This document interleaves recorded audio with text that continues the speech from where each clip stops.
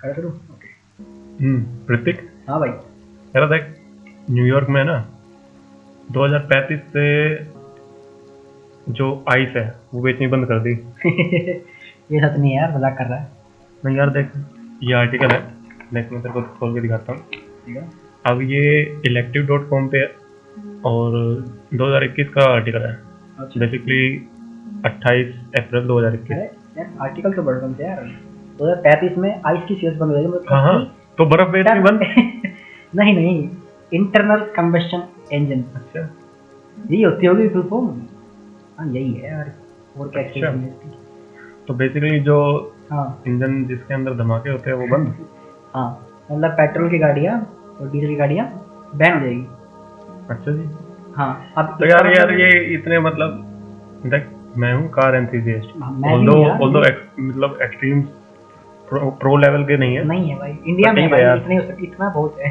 पर ठीक है यार, स्ट्रेट पाइप M2 कंपटीशन की आवाज बढ़िया लगती है भाई अच्छी है। तो यार मतलब क्या कैसे काम चलेगा यार? चलाना पड़ेगा भाई ये तो। अच्छा, अब देखो यार, करंट सिचुएशन के हिसाब से ना करनी पड़ेगी बैन। क्यों भाई? क्यों भाई, क्या भाई, पेट्रोल यार इतना महंगा हो रहा है, मेंटेनेंस गाड़ियों का इतना ज़्यादा है, प्लस पोल्यूशन भी तो है। मेन फैक्टर जो है आइस इसलिए बैन हो रहा है क्योंकि हमारी आइस पिघल रही है। बात तो सही है यार। ग्लेशियर्स पिघल गए, पोल्यूशन हो रहा है यार। देख, अगर पेट्रोल प्राइस की बात करें तो पेट्रोल प्राइस का क्या है कि मैंने देखा था कि जो फ्यूचर्स मार्केट है उसमें एक टाइम ऐसा भी आया था कि जो क्रूड ऑयल है जिसके अंदर से हमारा पेट्रोलियम कंपोनेंट जितने भी है, ये petrol, diesel, CNG, natural gas, ये सारे जो एक्सट्रैक्ट होते हैं बेसिकली क्रूड ऑयल में से, तो इस क्रूड ऑयल का पर बैरल का रेट -$35 $30 के आसपास चला गया था। तो जो ये जो कॉन्ट्रैक्ट को सेल कर रहे हैं वो ये कह रहे हैं कि आप मुझसे एक बैरल क्रूड ऑयल ले लो और 30 या 35 जितने भी डॉलर है वो भी ले लो। अच्छा, हाँ मतलब नेगेटिव इसी से लगा हमको, कह रहा कि हमको सामान देगा, हमको ही पैसे देगा। हाँ, वाओ नाइस। तो ये मतलब शायद हिस्ट्री में पहली बार हुआ था कि मतलब नेगेटिव प्राइस ऐसे चला गया था। इंडिया की बात है और इसमें हाँ, नहीं इंडिया की बात नहीं, ये इंटरनेशनल मार्केट में जो क्रूड ऑयल का प्राइस है ये उसमें हुआ था। और उसके बेसिस पे यार देखा जाए, अगर इंडिया का जो पेट्रोल का सिचुएशन है वो ये है कि जो आपकी जितने भी चेंजेस होंगे वो कस्टमर को पास ऑन होने चाहिए। हाँ, होने चाहिए। कस्टमर के बिना क्या चीज़ है, कुछ नहीं। बट क्या है कि यार अब जब पेट्रोल के प्राइस में इस तरह का पोल आता है तब तो गवर्नमेंट अपने टैक्सेस बढ़ा देती है। अब यार अब ये जब ये पेट्रोल के प्राइसेस दोबारा बढ़ेंगे, अब जैसे दोबारा से ये $40 टच हुआ था, $40 इन द सेंस कि आपको एक बैरल के लिए $40 देने पड़ेंगे, ठीक है। और मतलब ये नॉर्मल रेट, डॉलर क्यों ले रहे हैं हम? इंटरनेशनल मार्केट है तो डॉलर्स में ट्रांजेक्शन होती है। तो ये $40 जब टच हुआ तो गवर्नमेंट ने इन रिटर्न दोबारा से पेट्रोल रेट बढ़ा दिया। तो हमारे लिए इसको एक अगर देखें तो हाँ, तो इसको अगर हम अपने हिसाब से देखें तो पेट्रोल का रेट अगर इंटरनेशनल मार्केट में बढ़ेगा तो हमारे लिए भी बढ़ेगा, लेकिन अगर इंटरनेशनल मार्केट में कम हुआ तो भी हमारे लिए बढ़ेगा।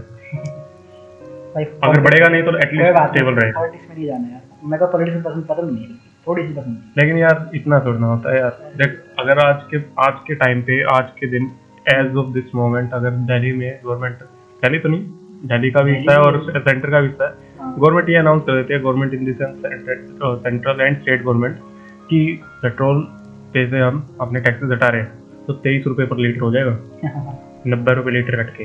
नहीं यार, हाँ हाँ, जो मैन्युफैक्चरर है, जो भी हमारी क्रूड ऑयल को पेट्रोल में चेंज करने की जो प्रोसेसिंग कॉस्ट लगती है, मैन्युफैक्चरर को अपना, प्रोसेसर को अपना, और जो ये डिस्ट्रीब्यूटर होते हैं, पेट्रोल पंप ओनर्स होते हैं, उनका अपना प्रॉफिट ₹23 में इंक्लूड है। तो भाई अगर पर लीटर, यार वो लोग पागल थोड़ी हैं, पर लीटर कम से कम 2 से 3 लीटर तो कमाते होंगे। देख वो तो डिपेंड करता है, और ये चीज क्या होती है कि ये कंपनी सीक्रेट होती है, अगर आपको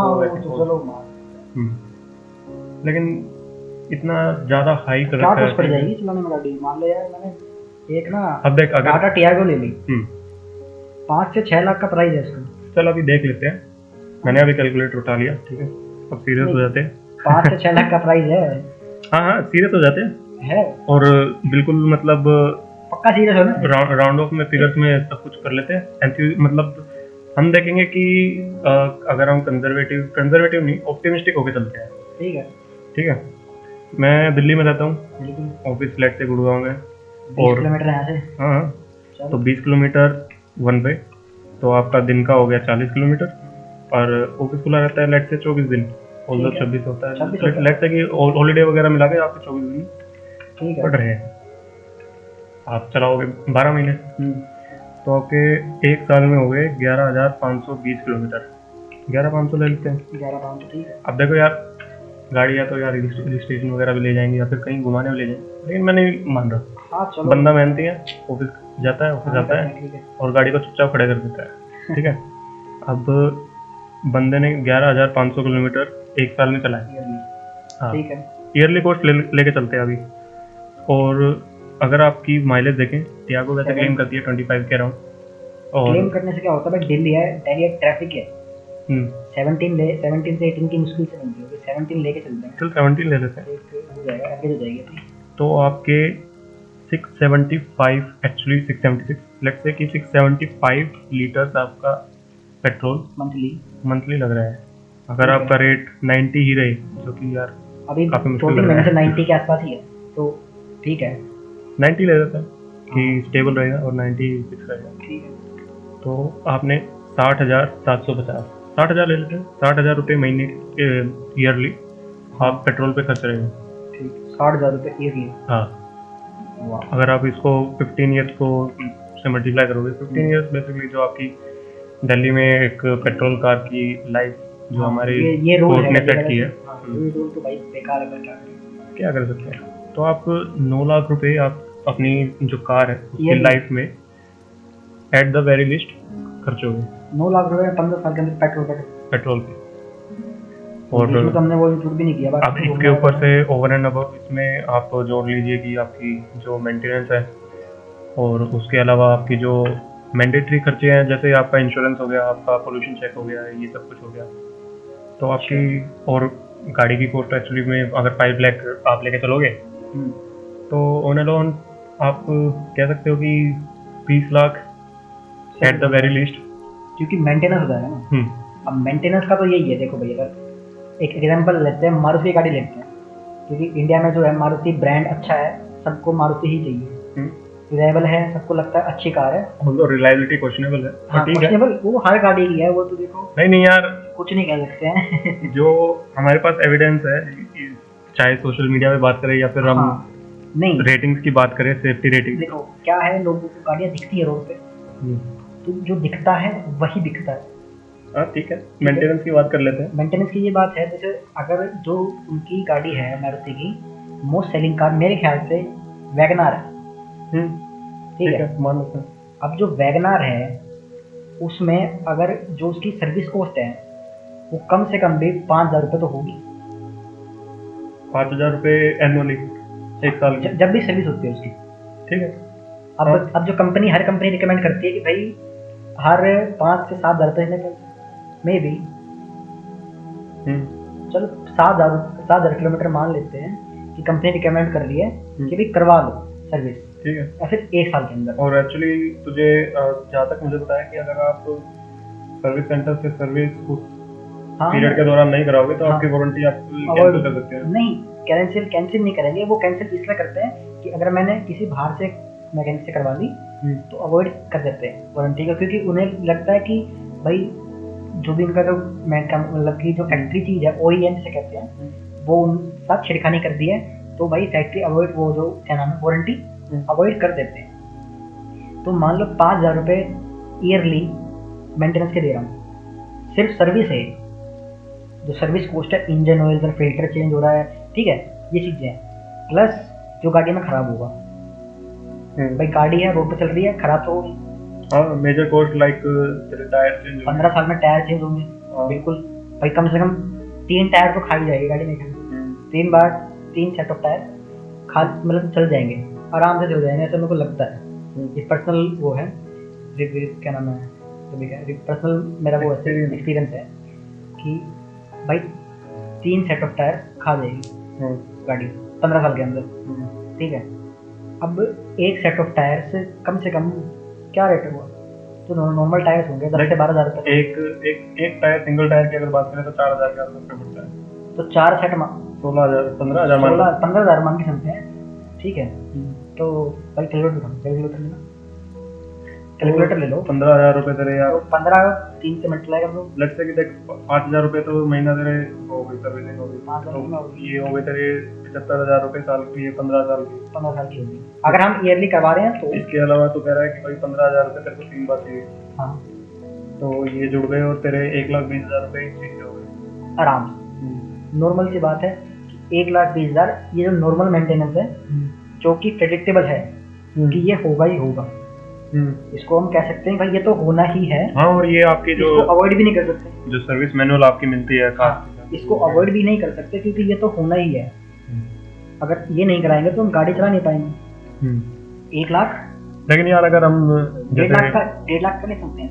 अब तूने ये बता तो दिया कि यार 5,000 रुपए अगर हम कंपनी से कराते हैं, मैं बाहर से करा लूँ यार, क्या डिफरेंस है? अगर सीधी बात है यार, पार्ट्स OEM की बात कर रहा है ठग लेंगे।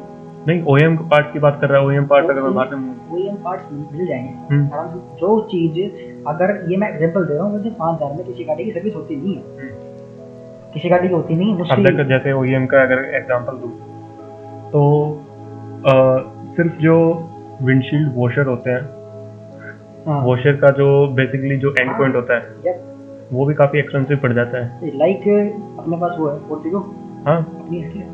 तो भाई अपना क्या है, वाइपर आर्म क्या बोलते हैं, वाइपर आर्म बोलते हैं मेरे ख्याल से। हाँ, वाइपर आर्म है। तो जो वाइपर आर्म है ना, अब देख OEM की हमारी टूट गई थी। हाँ, क्या कितने की बताई थी? 2,000 रुपए की बोले। फोर्ड जो OEM पार्ट है, अब 2,000 रुपए की बोले। जिन लोगों को OEM वाइपर आर्म के बारे में नहीं पता, तो मैं ये कहूँगा कि वो है 2 फुट नहीं 1.5 फुट की हाइट का एक पतला सा सरिया टाइप का, नहीं कास्ट आयरन है बट सरिया टाइप का, सरिया इन द सेंस जो मोटाई है उसकी, हाँ, वो एक सरिया जितनी होगी। तो एक कास्ट आयरन का पीस मैक्सिमम 500 ग्राम का होगा। हाँ, मैक्सिमम लेके चले 500 ग्राम, और उसकी कॉस्ट 2,000 रुपए। तो 2,000 रुपए कॉस्ट फोर्ड वाले दे रहे हैं। हाँ। तो मेरा कहने का मतलब यही है कि प्रेडिक्टेबल नहीं है, हर कंपनी की अलग है, उसमें कोई डिफरेंस नहीं कर सकते। सिर्फ मैंने एग्जांपल मारुति का लिया था कि नॉर्मल इतना होगा। तो भाई भाई अब तूने बोला कि बाहर से करवा लूंगा, तो भाई ठीक है, वो 5,000 की चीज वो 2,500 में करके दे देगा, आराम से दे देगा, बिल्कुल कोई शक नहीं चीज में। फिर वही है, क्या पता ठग ले।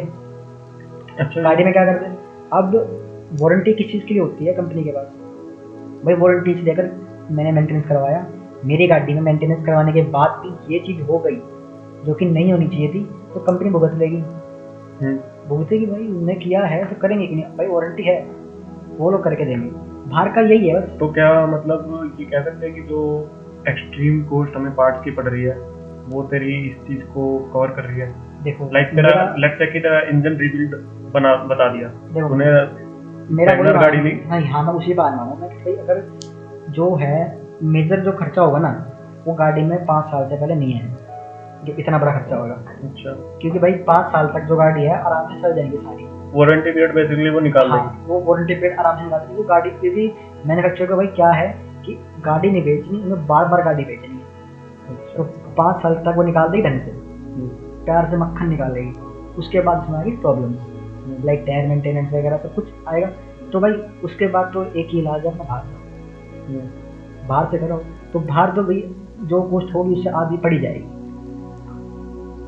पर फिर भी मेंटेनेंस लेके चले तो हमारा खर्चा ही 9 लाख रुपए आ गया था। अगर हम बाहर से मेंटेनेंस कराने की बात कर रहे हैं तो मेरे पास इसमें एक एग्जांपल है।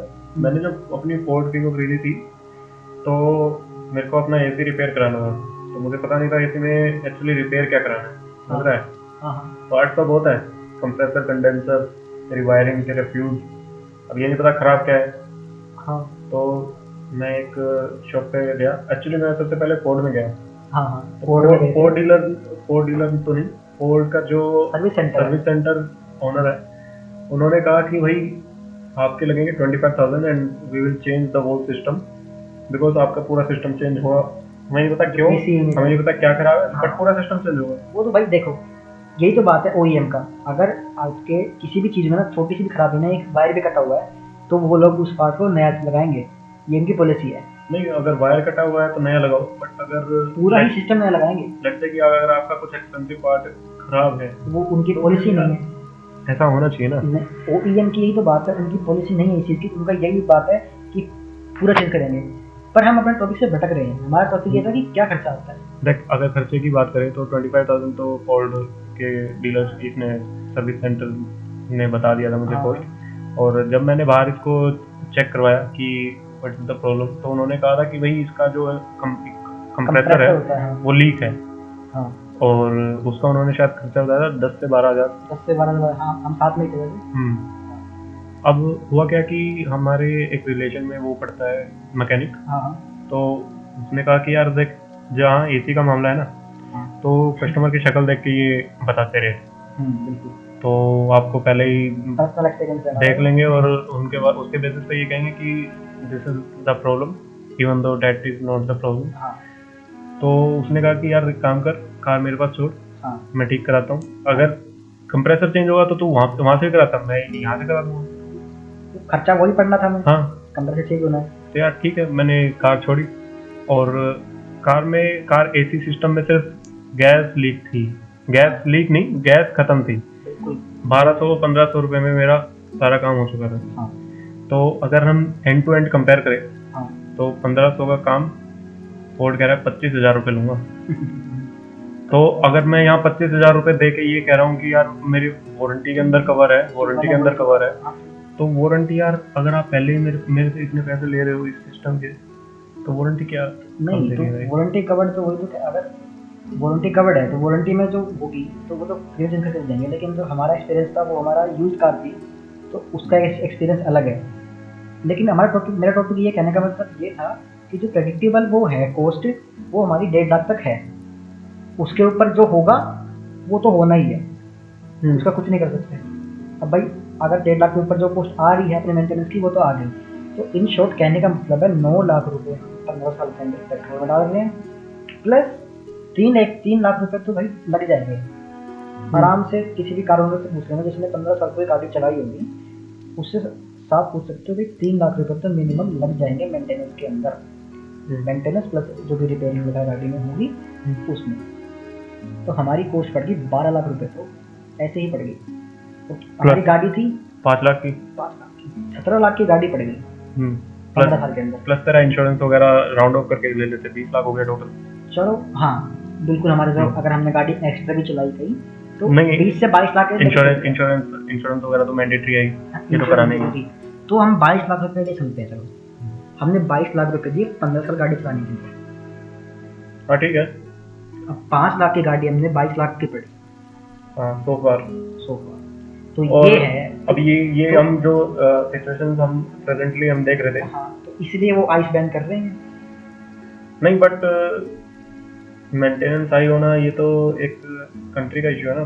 पेट्रोल प्राइस हाई होना कंट्री का इशू है। कंट्री का पेट्रोल का तो है कंट्री का इशू, ठीक है। हाँ। लेकिन मेंटेनेंस तो वर्ल्ड वाइड होगा ना।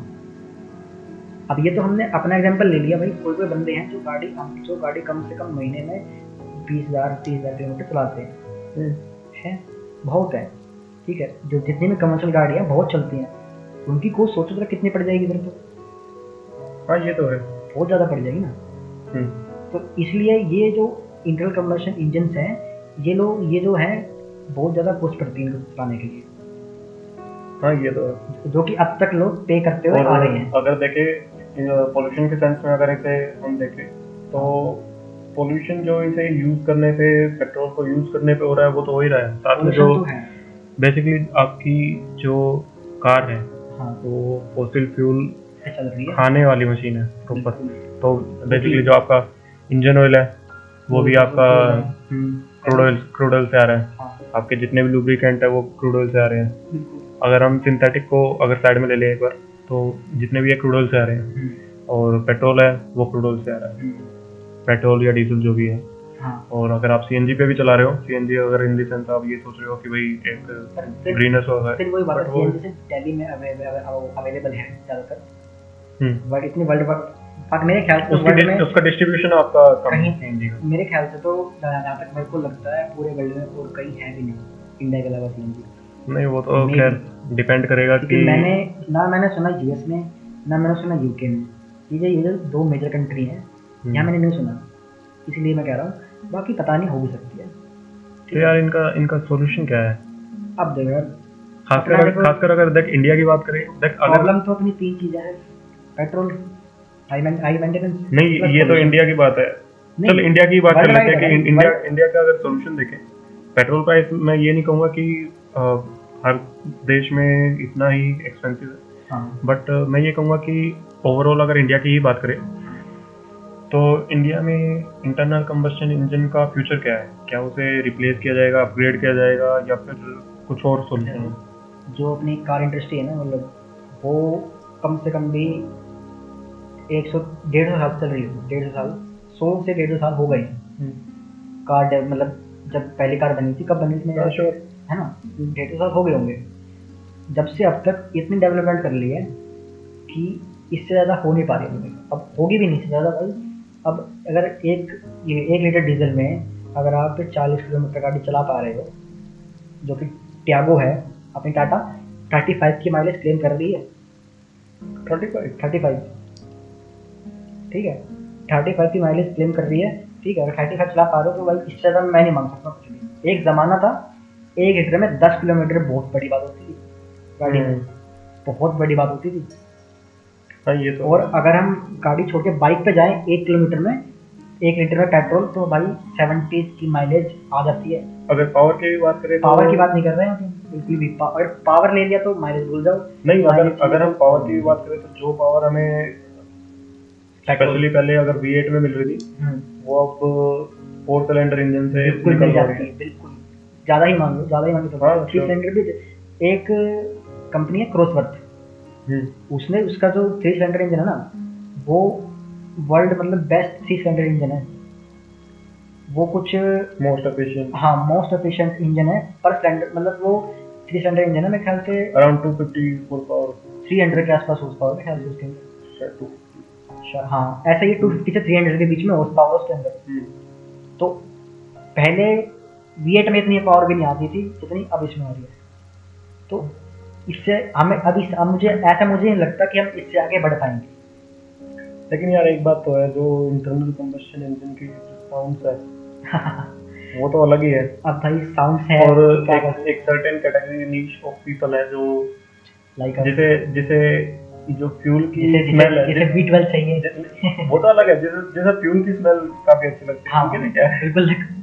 अब भाई कॉम्प्रोमाइज करना पड़ेगा। तो कॉम्प्रोमाइज का ऑप्शन क्या है? देखो, सॉल्यूशन और फ्यूचर यही है कार का, electric. Yes, we have to go electric and we should. लेकिन यार इसमें एक बात है, हाँ, तेरी इलेक्ट्रिसिटी कहाँ से जनरेट होती है? मुझे पता है, आई नो दैट, वो मुझे पता है। लेकिन एक तो हम इलेक्ट्रिसिटी जनरेट कर रहे हैं फॉसिल फ्यूल से, प्लस हम उसी फॉसिल फ्यूल से गाड़ी भी चला रहे हैं। तो भाई दोनों जगह से कंबशन, मतलब कि दोनों जगह से पोल्यूशन हो रहा है। अब अगर एक जगह से पोल्यूशन कम हो सकता है, क्या दिक्कत है? लेकिन अगर ऐसा भी नहीं है कि ज़्यादा कि हम मतलब हमारे पास जो नेचुरल वो है इलेक्ट्रिसिटी के सोर्सेज वो भी हैं, लाइक विंड मिल हैं, अपने सोलर है और डैम्स हैं, ये भी हैं। मेरे को पता है कि हमारी ज़्यादातर इलेक्ट्रिसिटी कोल से बनती है, ठीक है, मुझे पता है, लेकिन उससे फ़र्क पड़ता है ईवी से। देखो, अगर आइडियल सिचुएशन की बात करें तो आइडियल सिचुएशन ये होगी कि यार इलेक्ट्रिक व्हीकल खरीदो, हाँ, और साथ में थोड़े पैसे इन्वेस्ट करो सोलर पैनल में।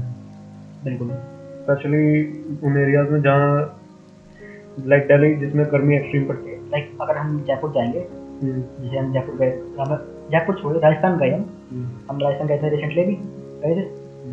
हमने रास्ते में क्या देखा कि ज़्यादातर ना मतलब बहुत जगह वो थे सोलर पैनल, बहुत ज़्यादा खेतों के अंदर। और प्लस पता है क्या है कि पहले जो सोलर पैनल की टेक्नोलॉजी थी ना, हाँ, उतनी एफिशिएंट नहीं थी।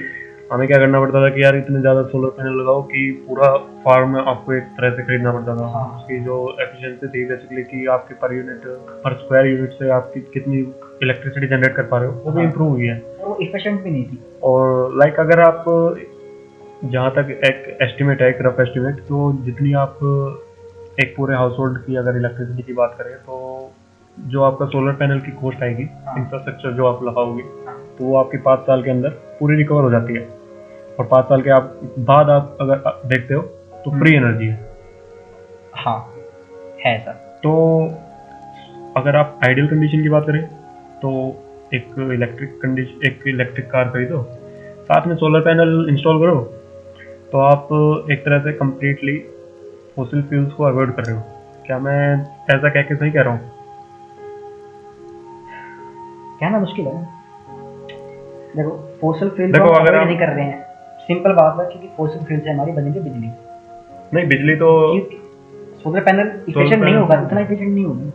अगर हमें अपना क्या कहते हैं, अगर हमें एसी चलाना है, अगर आप पूरी बिल्डिंग को पावर देनी है, ठीक है, किसी 30 फ्लोर की बिल्डिंग है, पूरी बिल्डिंग को पावर देनी है, तो नहीं होगा efficient। अब यहाँ क्वेश्चन आता है कि आप ये बात है, उसको चेंज नहीं कर पाएगा। यहाँ क्वेश्चन आता है कि आपके पास सरफेस एरिया कितना अवेलेबल है। लेट्स से कि अगर आप नहीं, जैसे अब हमारा घर देखो कि इसमें क्या है कि लाइक 150 स्क्वायर गज है, हाँ, जमीन 2 गज है, हमें और इतना नहीं है। और ज़्यादातर घर यहाँ पे क्या है कि फर्स्ट और सेकंड फ्लोर पे ही बने हुए हैं। हाँ, और आपके जो टॉप फ्लोर है उस पे आपके पास काफी स्पेस अवेलेबल है कि आप सोलर पैनल इंस्टॉल कर पाओ। तो आपके पास स्पेस रिलेटिव टू आपकी जो एनर्जी कंजम्पशन रिक्वायरमेंट है, वो सही है। तो आप अगर एसी भी चलाना चाहते हो, लेट्स से कि आपने 8 किलोवाट की जो बेसिकली रिक्वायरमेंट वाली आपने सोलर पैनल इंस्टॉल की, और दिल्ली में जो मिनिमम घर है उनमें 2.5 से 3 किलोवाट की रिक्वायरमेंट होती है। हाँ, यूजुअली 2.5 से लगे हुए हैं, उनमें इतनी रिक्वायरमेंट होती है। तो हाँ, घर के लिए ठीक है, घर में जो है अपने छोटे मोटे ठीक है, बड़ी उसके लिए बिल्डिंग्स के लिए नहीं होगा बेशक। हाँ, बड़ी ठीक है। तो मैं बिल्डिंग्स में क्या होगा कि उसको रिप्लेस नहीं कर पाएंगे। हाँ, बिल्कुल रिप्लेस नहीं कर पाएंगे, लेकिन एटलीस्ट देयर इज समथिंग। हाँ, उसको कर पाएंगे। तो सोलर पैनल के दिमाग में क्या आता है? टेस्ला। तो टेस्ला की जो है प्लस क्या नाम है, टेस्ला एक तो आती कार, प्लस उनके पास है सोलर पैनल की। हाँ, जो कि मैंने सुना है कि मेरे ख्याल से बेस्ट इंडिया बिजनेस है, हो सकते हैं। अब हमारा तो हम जैसे हम सोलर पैनल पे जाएंगे नहीं ज़्यादा, पर वापस कार्स पे आते हैं। तो भाई ईवी का नाम सुनते ही दिमाग में क्या आता है? यार सबसे पहले तो ईवी के नाम पे टेस्ला ही आती है। टेस्ला आती है, सबके दिमाग में टेस्ला आती है। क्योंकि अगर हम और अगर इन्वेस्टमेंट के बेसिस पे भी देखें तो टेस्ला की जो मार्केट कैपिटलाइजेशन वैल्यू है वो सभी बाकी अदर मैन्युफैक्चरर्स के कंबाइंड से ज़्यादा है। हाँ, समझ रहे हो? हाँ। मतलब टेस्ला एक तरफ, बाकी सारे एक तरफ, और फिर भी टेस्ला ऊपर है। बिल्कुल है। किस लिए है? क्योंकि टेस्ला जो है ना, एक तो सबसे पहले ऐसी कंपनी है जो इतनी ज़्यादा रेंज प्रोवाइड कर रही है। हाँ, श्योर, बिल्कुल। प्लस देखो रेंज, अगर हम इलेक्ट्रिक व्हीकल की बात करें ना, तो एक नॉर्मल ऑफिस गोअर के लिए क्या होगा कि यार चार्ज कहाँ करेंगे यार। देखो, हाँ बिल्कुल। अगर हमारे पास आइस था तो क्या था, हमारे पास अनलिमिटेड वो थी माइल, मतलब किलोमीटर की, हम कितना भी दूर जा सकते हैं, कितना जितना हम चाहें। बिकॉज इसका जो डिस्ट्रीब्यूशन क्योंकि आज एस्टेब्लिशमेंट है वो काफी ज्यादा है। क्योंकि भाई जैसे मैंने कहा 150 साल से हर जगह आपके पास पेट्रोल पंप मिलते हैं। बिल्कुल। अब भाई हमारे 5 किलोमीटर के एरिया के अंदर ही कम से कम 3 पेट्रोल पंप मिल जाएंगे आराम से, 3 से 4 पेट्रोल पंप हैं। तो वही टेस्ला ने यही सोचा कि भाई सबसे पहले क्या करें जो हम सब हमारे पास आए। तो उनका जो बेसिक मॉडल है, जो बेस मॉडल है टेस्ला 3, उनका जो स्टैंडर्ड वो है मॉडल 3। हाँ, जो स्टैंडर्ड वो है उनकी 263 माइल है एक चार्ज पे, जो कि रफली 450 किलोमीटर 450 किलोमीटर एक चार्ज पे देती है। तो अगर लाइक दिन में अगर तो एक दिन में 40 किलोमीटर जा रहे हैं तो 10 दिन अपना एक चार्ज में चल रही है। तो कितना वो क्या नाम है, खर्च क्या पड़ जाएगा इंडिया के हिसाब से? देख, अगर बात करें कि इसकी रिक्वायरमेंट क्या है तो उसके लिए तो खैर देखना पड़ेगा। लाइक इसमें क्या है कि नहीं, वो डिपेंड करता है हर सिटी के इलेक्ट्रिसिटी के उसके हिसाब से क्या भाव है, मतलब कि क्या प्राइस है इलेक्ट्रिसिटी का। बट ओवरऑल तेरे को सस्ता ही पड़ेगा। बिल्कुल सस्ता पड़ेगा। और प्लस फॉसिल फ्यूल से बचेंगे। लाइक फॉसिल फ्यूल से बचेंगे वो तो ठीक है, सबसे बड़ी बात पता है क्या है? इसकी मेंटेनेंस जीरो है। तो तेरे जितने भी ठग वगैरह है वो तो भाग गए, बिल्कुल खत्म। मेंटेनेंस में जीरो नहीं कह सकते, बिल्कुल मिनिमम है। बिल्कुल यार, वो हम खुद कर सकते हैं, वो काम हम खुद कर सकते हैं ना। तो इसमें कोई ज्यादा मूविंग पार्ट है, विंडशील्ड फ्यूल भरना है, हाँ कर सकते हैं। टेस्ला ज्यादातर ना बिल्कुल भी मतलब ग्रीस वगैरह कम यूज करती है, जो भी ये जो होते हैं ना, जो हार्मफुल केमिकल्स होते हैं, ये लोग ये थोड़ी कम यूज़ करते हैं बैटरी के अलावा। मुझे पता है बैटरी में हार्मफुल केमिकल्स होते हैं, लेकिन वो यूज़ करने पड़ेंगे उनको, उसका कोई वो नहीं है अल्टरनेटिव, तो वो लोग यूज़ नहीं करते ज़्यादा। तो लोगों को टेस्ला क्यों पसंद है, इसका एक मेन रीज़न ये भी है कि इनके पास फिलहाल 4 मॉडल हैं, टेस्ला मॉडल 3, S और Y और X, ठीक है, 4 मॉडल हैं। जो इनका S मॉडल है वो सबसे ज़्यादा लग्जरियस है, मतलब उसे टेस्ला की S क्लास बोल सकते हैं। ओके, ठीक है, S क्लास कितनी मतलब comfortable like top model, okay, but ठीक है लग्जरी के मामले में, ठीक है। और जो बट मॉडल 3 है, जहाँ तक मुझे पता है शायद टेस्ला का मॉडल Y सबसे महंगा है। नहीं Y नहीं, X इज फास्टेस्ट, नहीं लेटेस्ट जो फास्टेस्ट आई है वो अभी X चल रही है, उसका जो आया फास्टेस्ट S का, हाँ S का सबसे फास्ट अभी तक, ये जो 2021 की बात है। लेकिन यार अगर मॉडल 3 की भी बात करें जो मॉडल सबसे 3 सस्ती है, हमारे देखो हमें क्या करना है, हम बात करें कम्यूट के बारे में, तो मॉडल 3 बेस्ट है, तो उसका स्टैंडर्ड प्लस मॉडल है, बेस्ट है, 263 माइल्स है, दे रही है। अभी इंडिया में लॉन्च नहीं हुई, तो अभी इंडिया का स्पेक्स हमें पता नहीं है, अभी किसी को नहीं पता भाई इंडिया में क्या स्पेक्स देगी, क्या मॉडल निकालेगी। लेकिन यार देख, अगर स्टैंडर्ड की बात करें तो यही ज्यादा एक्सपेक्टेड मॉडल है, पता है क्यों? हाँ, क्योंकि $30,000 में भी, और उसका देख यहाँ रोड है कंजेस्टेड, ठीक है, तो परफॉर्मेंस मॉडल लेके कहाँ घूमेगा यार? नहीं वो बात ठीक है, नहीं अगर एक बात तो ये पड़ी ना कि हमारा जो फ्यूल जो कि आइस था, अगर ट्रैफिक में खड़े हैं, आइडल पे फ्यूल भाई यूज हो रहा है, हाँ ठीक, हाँ सही आइडल बात पे फ्यूल यूज हो रहा है, इसमें यूज नहीं हो रहा। चाहे हम कितना ये कह ले कि रेड लाइट पे हाँ गाड़ी बंद कर गाड़ी बंद कीजिए, लेकिन लोगों को एसी की आदत है ना यार। भाई आदत है, सही बात है, एसी चाहिए, गर्मी इतनी है, दिल्ली है 41 टेम्परेचर रहता है डेली, मतलब मई के आसपास, ठीक है, 50 भी पहुंच सकता है आने वाले सालों में, we are not going there, but ठीक है भाई, बेस्ट है टेस्ला मेरे ख्याल से तो।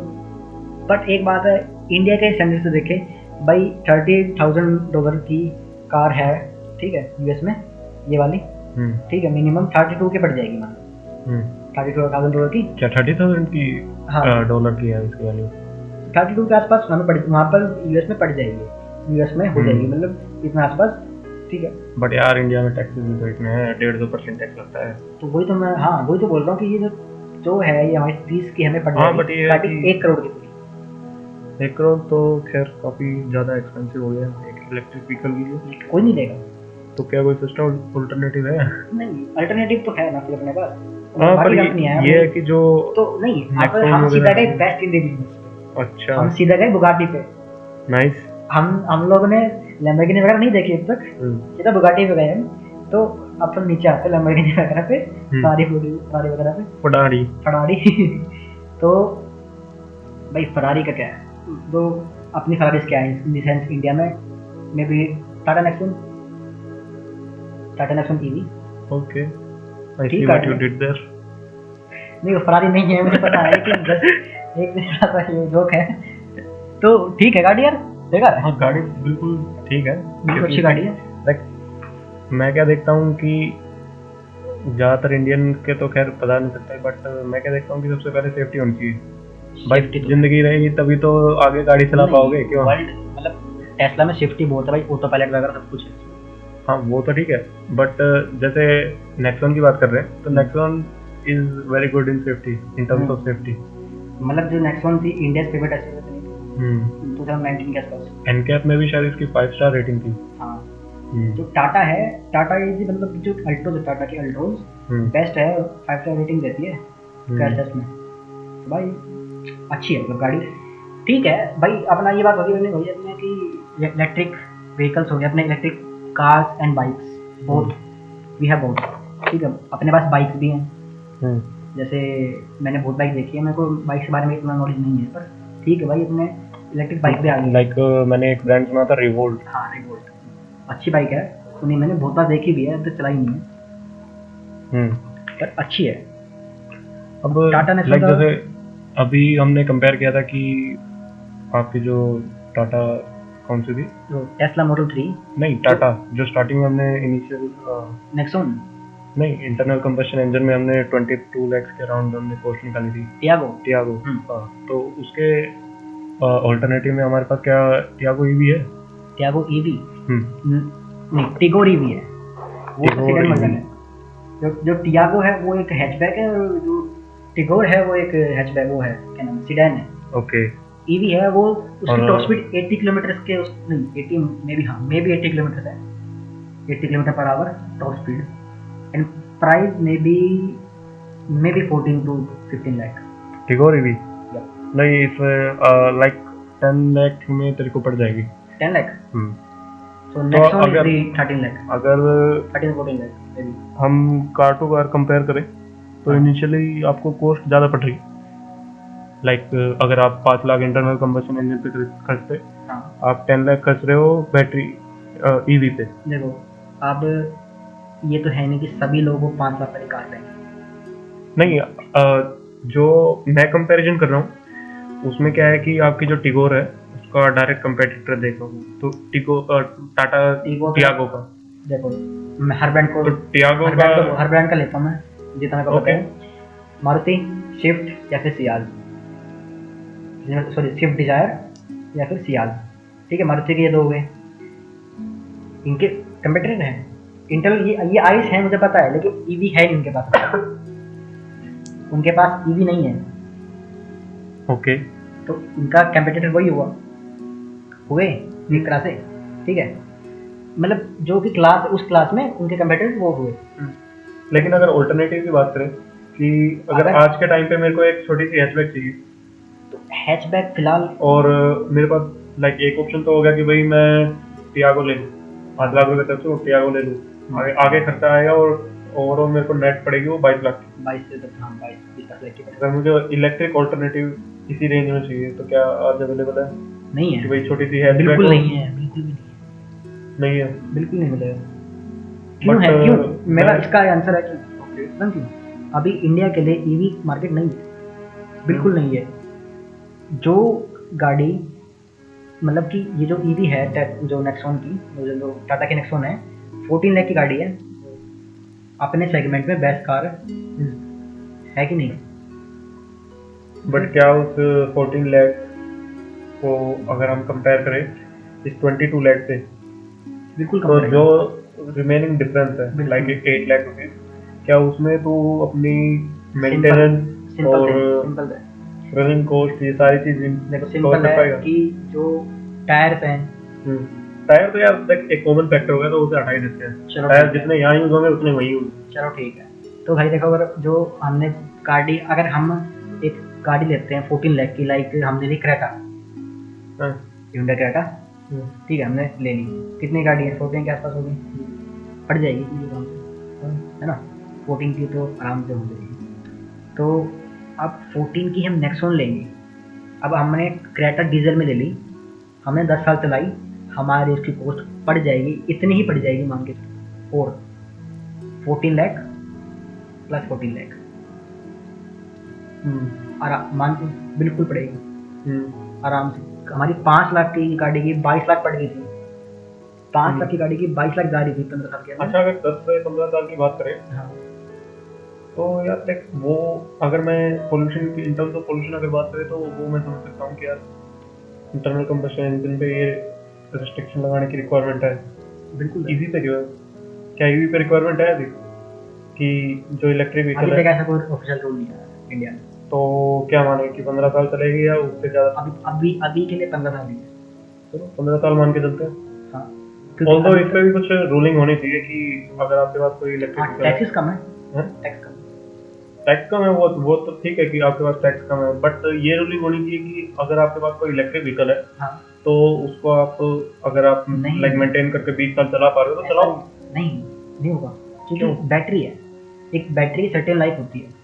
ऐसा ही तो इंजन की भी लाइफ होती है, बट इंजन स्वैप हमें देखने को मिलते हैं कहाँ? तो बैटरी स्वैप करने में कितना लगता है? देखो अगर आपकी बैटरी की मैं बात करूँ, गाड़ी का जो हार्ट है वो है इंजन, ठीक है, और वैसे जो आइस का हार्ट है, जो इंटेल कमर्शियल इंजन है, हाँ, जो गाड़ी है उनका हार्ट है उनका इंजन, हाँ, ऐसे ही उसको हम ट्रांसप्लांट कर देते हैं, ऐसे ही ईवी का बैटरी है। हाँ ठीक है, बट जैसे हम घड़ी में सेल चेंज कर देते हैं तो इसमें सेल चेंज करने में क्या दिक्कत लगेगी? हो सकता है। और जहाँ तक आउटर बॉडी की बात है तो आजकल तो काफी प्रोटेक्शन हमें मिल रही है। बट ये बात है ना कि एक गाड़ी को 15 साल के बाद आदमी भूल हो जाता है। देख वो बात तेरी देखी जाएगी अगर तू 10 से 12 लाख की अगर कार ले रहा है। लगता है कि कल टेस्ला लॉन्च कर रही है, टेस्ला मॉडल वाई, हाँ एंड सर्टेन समवन बाय कर लेता उसे, हाँ और लेट्स से जहाँ तक मुझे पता है वो 1.5 करोड़ के आसपास तक की अमाउंट में लॉन्च होगी, जहाँ तक मुझे लगता है। ये गलत भी हो सकता है पर ठीक है, 1.5 करोड़ की उस कार को देख लेते हैं। अब 1.5 करोड़ क्या तू सिर्फ ये 15 साल चलाएगा? तो तू मैं चाहूंगा वो लाइफ टाइम चले।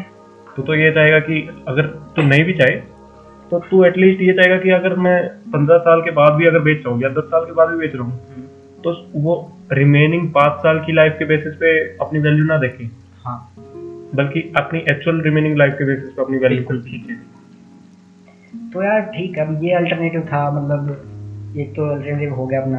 अच्छा, मैंने ये सुना था कि इलेक्ट्रिक के अलावा अगर देखें हाँ, तो जैसे इंटरनल कंबस्शन इंजन की अभी अगर प्रोज एंड कॉन्स देखें तो कॉन्स तो हमने देख लिया यार कि पेट्रोल प्राइस आई है, ये वो मेंटेनेंस आई है, लेकिन अगर पोल्यूशन के बारे में बात करें तो पोर्शा ने अभी ई फ्यूल के बारे में कुछ डिस्कशन की थी, जिसमें वो क्या करेंगे कि बेसिकली जो केमिस्ट्री होती है हमारी, तो बेसिक केमिस्ट्री को देखें तो उनके जो एलिमेंट्स हैं पेट्रोल के, हाँ, उन्होंने क्या किया, उसे ब्रेक डाउन किया और उसको देखा कि भाई उसको हम instead of extracting from the earth कैसे उसको बना सकते हैं, सिंथेटिक फ्यूल बनेगा। हाँ, सिंथेटिक फ्यूल वो कैसे बना सकते हैं, और उसको जो हमारे पास नॉर्मल अभी फ्यूल को डिस्ट्रीब्यूशन करने का चैनल्स है जो कि वर्ल्ड वाइड मतलब प्रॉपर बिल्ड हो चुका है, उसको यूज करके हम यूज कर सकते हैं शिप से, और जितने भी फ्यूल स्टेशन है वो उसी के थ्रू हम उनको कार्स में डाल सकते हैं। तो ये अगर सक्सेसफुल हो रहा है और लेट्स से कि यही प्रोसेस काफी जगह पे, जैसे राजस्थान में जैसे हम इलेक्ट्रिसिटी वैसे बना पा रहे हैं नेचुरल सोर्सेज से, पोर्शा जो है किसी दूसरी कंट्री में, ऐसी कंट्री में अपना प्लांट डाल रही है जहाँ पे क्या कहते हैं, जो इलेक्ट्रिसिटी है वो नेचुरल मिलेगी। हाँ, फ्यूल से नहीं मिलेगी। उसका यही रीजन है कि जो इस फ्यूल को मैन्युफैक्चर करने का, हाँ, इस फ्यूल को जो मैन्युफैक्चर करने का प्रोसेस है उसमें जो रिक्वायरमेंट है वो बेसिक रिक्वायरमेंट में इलेक्ट्रिसिटी काफी ज्यादा यूज हो रही है, और इलेक्ट्रिसिटी अगर हम बेसिकली कोल से या फिर उससे ले रहे हैं तो कोई पर्पस ही नहीं है। अगर हम वही इलेक्ट्रिसिटी सीधा अगर वैसे हम यूज कर ले अपने पास, क्या दिक्कत है? जो इलेक्ट्रिसिटी वो यूज करेंगे उसकी जगह सीधा जो हमारा कोल जो हमारा उससे आ रहा था, उससे इलेक्ट्रिसिटी बन रही थी, थोड़ा उसमें से ले लेते बाकी नहीं, मैं समझ नहीं रहा। अपनी जो फॉसिल फ्यूल की जो इलेक्ट्रिसिटी थी वो कम हो जाएगी ना, वो ज्यादा वहाँ पे यूज करेगी। तो तू ये कह रहा है कि वहाँ जो इलेक्ट्रिसिटी वर्थ इट नहीं होगा। तो तू ये कह रहा है कि जो इलेक्ट्रिसिटी पोर्शा वहाँ यूज करेगी फ्यूल बनाने में, उस इलेक्ट्रिसिटी को ग्रिड में भेजो, और जो नेचुरल ये हम फॉसिल फ्यूल से इलेक्ट्रिसिटी जनरेट कर रहे हैं उसे हम बेसिकली इसमें क्या है कि जहाँ तक मुझे लगता है जो कार एंथुसियास्ट है उनको जो इंटरनल कंबस्शन इंजन की साउंड है वो बहुत अच्छी लगती है, मेरे को भी अच्छी लगती है। या कभी भी है ना सर्च करना M2 कंपटीशन स्ट्रेट फाइट, भाई साहब मतलब दिमाग खराब हो जाएगा।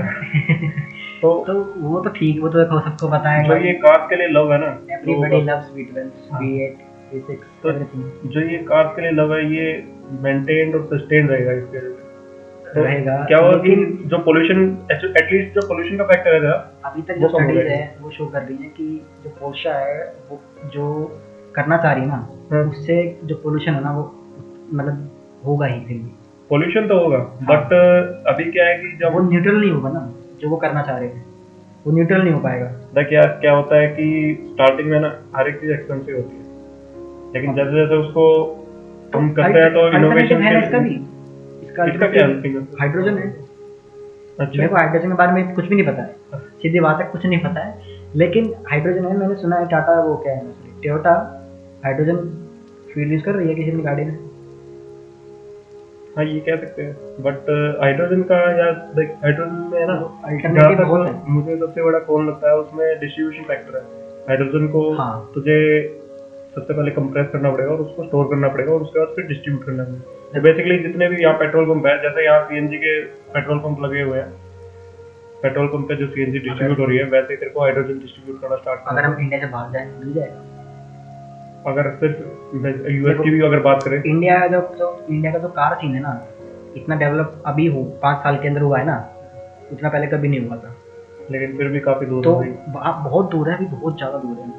तो वहाँ का क्या है कि जो ईवी चार्जर जैसे टेस्ला है वो हर जगह उसने अपने पैसों से खुद वहाँ प्लान कर रखे सुपर चार्जर। जो गाड़ी अगर बात करें ना तो दूसरी टेस्ला प्राइम एग्जांपल है हमारे पास। दूसरी कंपनी के अगर कंपैरिजन में टेस्ला को देखें तो टेस्ला की एक सबसे मेजर एडवांटेज सुपर चार्जर का नेटवर्क है। बिल्कुल, जो कि कार हमारी 5 से 30 मिनट के अंदर पूरी चार्ज कर सकती है। हाँ, प्लस सुपर चार्जर प्लस उन्होंने काफी पास अगर हाँ, दूसरे को कंपैरिजन में करें काफी पास में टेस्ला में भी कंपनी यूएस की कंपनी है। और अगर बिल्कुल स्टार्टिंग की बात करें जब टेस्ला लॉन्च हुई थी और टेस्ला मॉडल एस वगैरह लॉन्च किए थे तो जो भी ये हमारे पास सुपर चार्जिंग का नेटवर्क था वो टेस्ला यूजर्स के लिए फ्री था।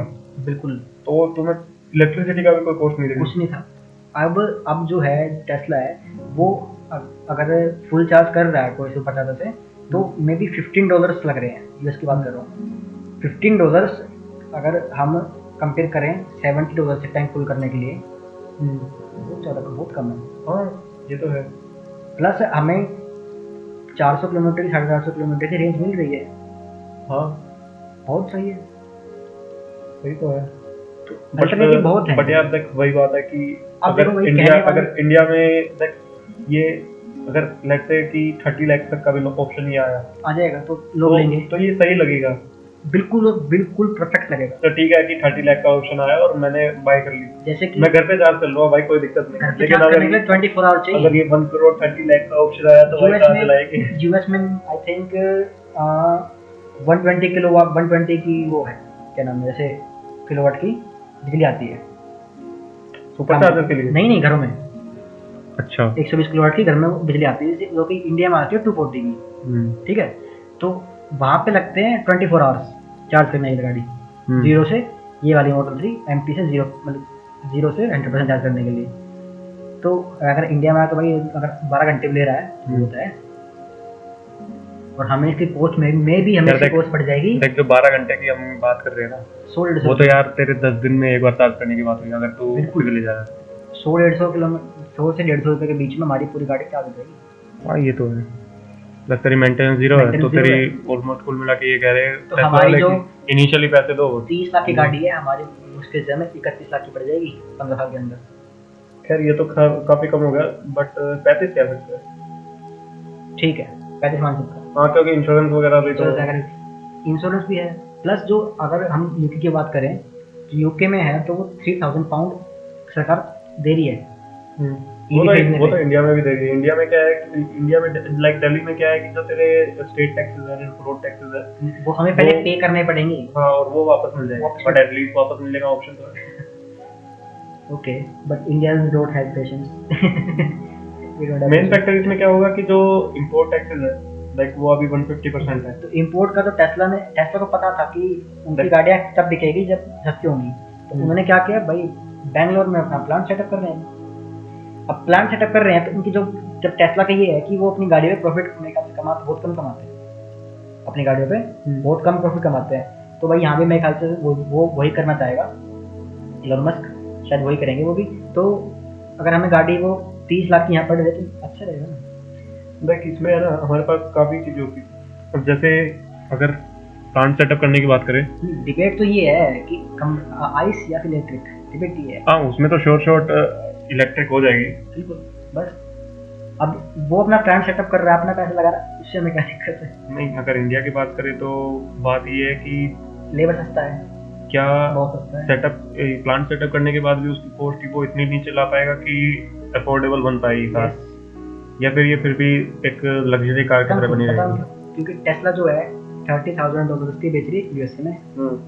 जो भी उसका रेट जो भी मतलब चाइना ले ले, चाइना में जो भी उसका रेट जो प्राइस होगा वो उतना ही पड़ेगा $2। अगर तू $30,000 को डायरेक्ट कन्वर्जन में देखेगा तो 23 से 25 लाख के आसपास में इंडिया में आएगी। ठीक है, अब दिक्कत ये है कि जो 150% टैक्स है वो इसको करेगा 50 लाख से ऊपर की रेट में ले जाएगा। तो नहीं ले जा रहे ना, यहीं पे वो कर रहे हैं कुछ मैन्युफैक्चर यहीं पे हो रही है। नहीं मैन्युफैक्चर तो यहाँ हो रही है, जो पार्ट्स इंडिया में आ रहे हैं। एक्चुअली क्या है कि पार्ट्स पे नहीं है, एक्चुअली क्या है कि जो कार है जो वो कम्प्लीटली यहाँ मैन्युफैक्चर नहीं हो रही, उसके पार्ट्स यहाँ के वो असेंबल हो रही है। हर कंपनी करती है। हाँ हर कंपनी करती है, ये BMW यही अब करती है। इसमें क्या है कि तेरा 150% तो नहीं लग रहा, हाँ। बट एक सर्टेन परसेंटेज फिर भी लग रही है, उससे तो सस्ती पड़ेगी। वो हर देश में बढ़ती है, इसलिए उनका कॉस्ट इतना है ना।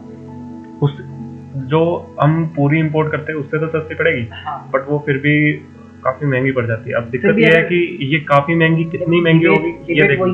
डिबेट वही पड़ जाएगा। अपनी गाड़ी, अब 5 लाख की गाड़ी लेके उसमें 22 लाख रुपए लगा लो, या सीधा 22 लाख की गाड़ी ले लो। हाँ ये तो ठीक है, सीधी बात है। एक ही डिबेट है, क्या तो वही 5 लाख लेके 22 लाख पूरे खर्च कर लो 15 साल के अंदर, या फिर 22 लाख 15 साल के अंदर, सेम ट्रिप बात पड़ जाएगी। और इसलिए अगर देखा जाए, अगर लेट्स से कि सब कुछ ऑप्टिमिस्टिक हुआ और इसकी जो लाइफ है वो 15 साल पर रिस्ट्रिक्ट नहीं की, तो अगर ऐसा हो गया तो ये तेरी 22 लाख 15 साल में नहीं, 22 लाख लेट्स से कि 30 साल में खर्च हो रही होगी, तो तेरी ओवरऑल कॉस्ट काफी कम हो जाएगी। क्योंकि भाई बैटरीज है, कभी ना कभी ट्रेन होगी। हाँ, बैटरी लाइफ, बैटरी की टेक्नोलॉजी को देख, वो तो वही बात होगी कि इनोवेशन के साथ साथ वो इम्प्रूव होती रहेगी। टेस्ला की जो बैटरीज है, मतलब वर्ल्ड बेस्ट है।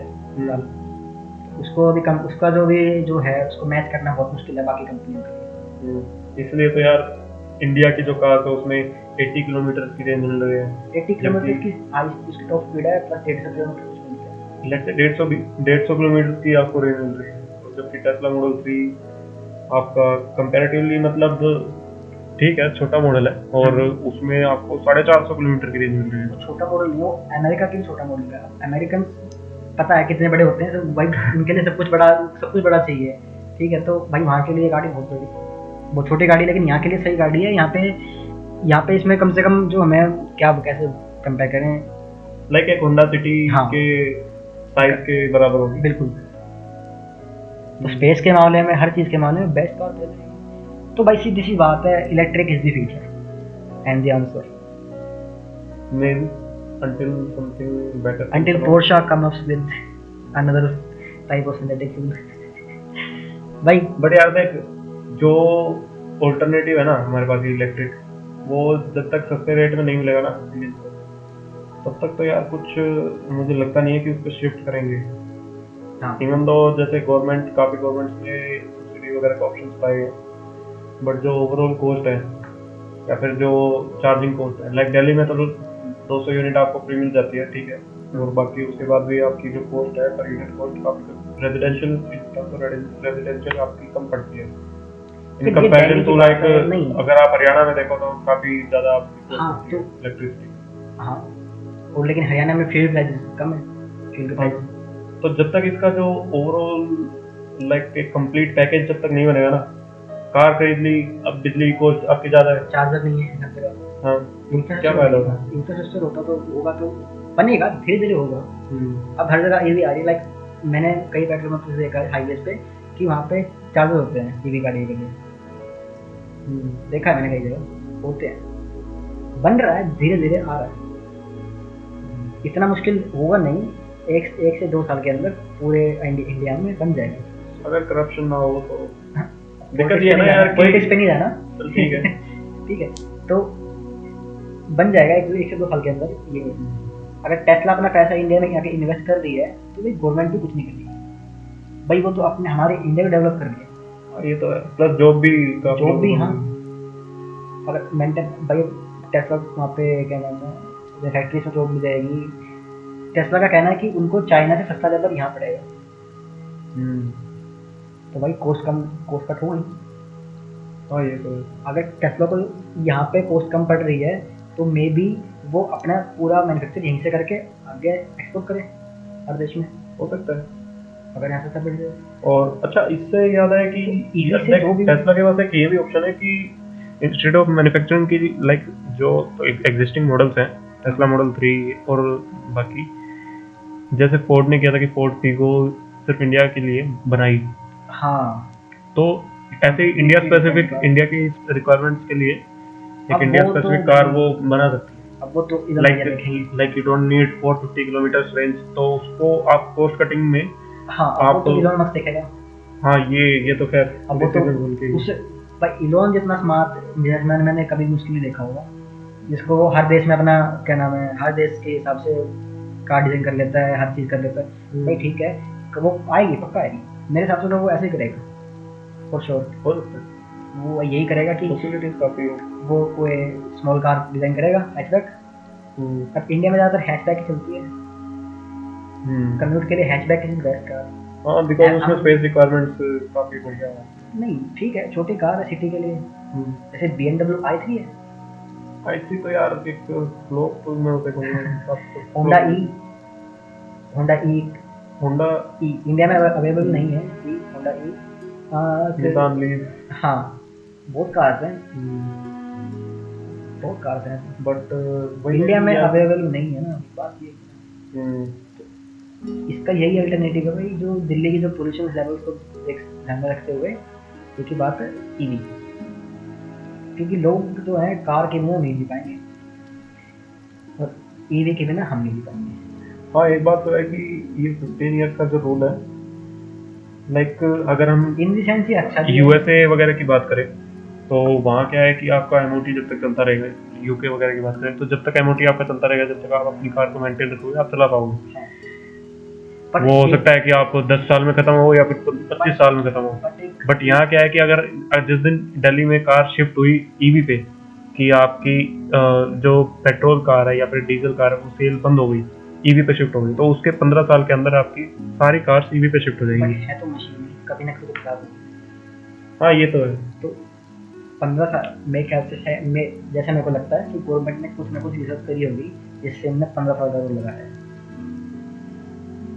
पता नहीं यार, ये तो गवर्नमेंट जाने और उसमें उनके रिसर्च करता है। चलो हम अपने टॉपिक से भटक चुके थे। क्योंकि अगर इसकी बात करें कि वही मशीन खराब हो जाती है, हाँ। तो मैंने काफ़ी एग्जांपल्स ऐसे भी देखे हैं जो बंदा जिस मशीन को ड्राइव कर रहा है वो मशीन उस बंदे से ज़्यादा पुरानी है और अब तक सही चल रही है, हो सकता है इवन बेटर देन ये यू। तो भाई ये तो एक इनफिनिट डिबेट, वो तो यार एक मेंटेनेंस की बात है, ये तो एक डिबेट है, बहुत ज़्यादा लंबा डिबेट चल जाएगा तो कि ईवी बेटर है या फिर आइस बेटर है, बट कुछ नहीं कर सकते, कुछ कह नहीं सकते। अब भाई ईवी भी अच्छी है, आइस अपनी जगह अच्छी है, बट फ्यूचर ईवी है।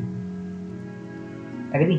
हाँ श्योर भाई फ्यूचर ईवी है, सिंपल सी बात है। So that's it for today. We'll catch you on another one. Okay. Till then, take care. Bye bye.